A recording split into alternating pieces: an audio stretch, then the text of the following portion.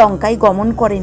সেখানে অশোক বনে সীতাকে দেবী দর্শন করে শ্রীরাম প্রদোষ এবং অঙ্গরীর আংটি তাকে অর্পণ করেন। ফিরে এসে শ্রী রামচন্দ্র তার কাছে লঙ্কায় সমস্ত ঘটনা ব্যক্ত করেন। হনুমানের কথা শুনে রামচন্দ্র সুগ্রীবের পরামর্শে সমুদ্র তীরে যান। সেই দূরত্ববর্তী সমুদ্রকে দেখে তিনি লক্ষ্মণকে বললেন, হে লক্ষ্মণ, কিভাবে এই অগাধ সমুদ্র পার হওয়া যায় তার কোনো উপায় খুঁজে পাচ্ছি না। উত্তরে লক্ষ্মণ বললেন, হে পুরুষোত্তম সর্বজ্ঞাতা আদিদেব, আপনি আমাকে কি উপদেশ দেবেন?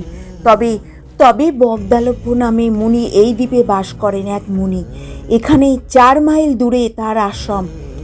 হে রাঘব, আপনি সেই প্রাচীন ঋষিশ্রেষ্ঠ এর উপায় জিজ্ঞাসা করুন। লক্ষ্মণের মনোরম কথা শুনে তারা সেই মহামুনির আশ্রমে উপনীত হলেন। ভগবান রামচন্দ্র ভক্তরা সেই মুনিকে প্রণাম করলেন। মুনিবর রামচন্দ্রকে